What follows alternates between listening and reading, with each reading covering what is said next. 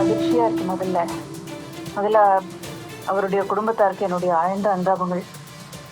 ஆஹ் இது வந்து அவர் குடும்பத்தாருக்கு மட்டும் இல்ல, இந்தியா திரைப்படத்துறைக்கு ஒரு பெரிய இழப்பு. ஏன்னா அவருடைய ஸ்க்ரீன் பிளே அப்படிங்கிறது தமிழ் மட்டும் அல்லாமல் தென்னிந்தியாவை தாண்டி வட இந்தியாவிலும் ரொம்ப பிரபலமா இருந்த ஒரு காலமும் இருக்கு. பெரிய பெரிய நடிகர்கள்லாம் அவருடைய ஸ்க்ரீன் பிளேல ஆக்ட் பண்ணியிருக்காங்க. ரொம்ப சமீபத்துல தான் பாரதி ராஜா அவர்களுடைய படைப்பு எவ்வளவு தூரம் பேசப்பட்டுச்சோ, அவருடைய கதாநாயகிகள் மட்டும் இல்ல, அவரை அறிமுகம் செய்த கதாநாயகர்களும் இருக்காங்க, கார்த்திக் போன்றவர்கள்லாம். ஸோ அந்த மாதிரி இவரும் ஒரு அற்புதமான நடிகர், இயக்குனர், ஸ்கிரிப்ட் ரைட்டர், இப்படி சொல்லிக்கிட்டே போகலாம். It is a very huge loss and very very very shocked and upset. அவருடைய அம்மா சாந்தி அடைய பிரார்த்திக்கிறேன். ஆனா ஞானப்பழங்கிற ஒரு அற்புதமான ஒரு படம் அது. ஹாஸ்ய ரசத்தோட நிறைய நல்ல விஷயங்களை அந்த படத்துல சொல்லியிருக்காரு. சிம்பிளிசிட்டி, சோஷியல் சர்வீஸ், அப்புறம் ஆடம்பரம்,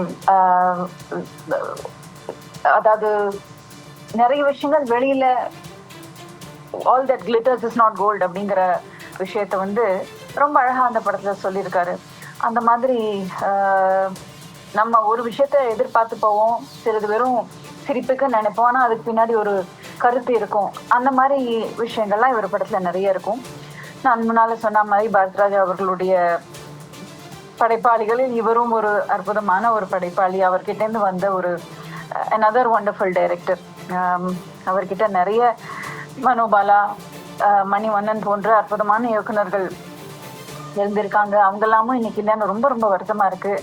அந்த லிஸ்ட்ல நல்ல டைரக்டர்ன்றது போக இவரும் மறந்து விட்டாருன்னு நினைக்கும் போது ரொம்ப வருத்தமா இருக்கு. ஞானப்பழம் அப்படின்ற ஒரு படத்தை பத்தி சொல்லணும்னா எனக்கு இன்னும் ஒரு அழகான ஒரு இன்சிடென்ட்னு நான் சொல்லுவேன். ஏன்னா அந்த படத்தை ஒர்க் பண்ணும் பொழுது ஒரு நாள் ஷூட்டிங் முடிச்சுட்டு எனக்கு ஈவினிங் ஃபோன் பண்ணாரு. நீ எடுத்துட்டியா? சரி, எனக்கு முதல்ல உங்க அப்பாவை கூப்பிடு அப்படின்னாரு. அப்பாவா அப்படின்னு? ஆமா, உங்க அப்பாவை முதல்ல கூப்பிடு. ஐயோ, நான் என்ன தப்பம் பண்ணலையே, என்ன எதுவாக இருந்தாலும் சொல்லுங்க. இல்லை நீ முதல்ல அப்பாவை கூப்பிடு அப்படின்னாரு. சரின்னு சொல்லிட்டு அப்பா கிட்ட ஃபோனை கொடுத்தா, நாளைக்கு நீங்க வருவீங்களா? நான் தெரியல, வருவேன், இவளுக்கு லஞ்ச் எடுத்துட்டு வருவேன், ஏன்னா அவங்க அம்மா வேறு ஊருக்கு போயிருக்காங்க. So I don't know, will probably drop by and go to my office அப்படின்னாரு. ஸோ அப்படின்னா சரி, வேற ஒன்றும் இல்லைன்னு சொல்லி வச்சுட்டாரு. அதுக்கப்புறமா தான் மறுநாள் வந்தபோது வந்து, சார் நீங்கள் அப்படியே ஒரு சீன் நீங்கள் வந்து கோர்ட்டில் ஜட்ஜாக நீங்கள் நடிக்கணும் அப்படின்னாரு.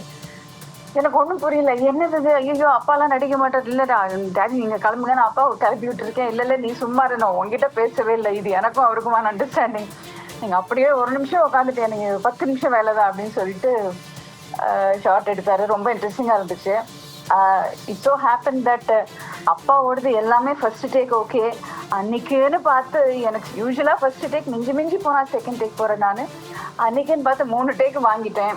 அதனால வேற கேலி வேற பண்ணாரு. இந்த பாரு, நீ இவ்வளோ நடிச்சிருக்க, உங்க அப்பா முதல் படத்தை எவ்வளோ நல்லா பண்ணியிருக்காருன்னு சொல்லி செட்டில் கலாட்டா பண்ணிட்டு இருந்தாரு. எல்லாரும் சிரிச்சு ரொம்ப ஒரு it was a very very happy day and a memorable day.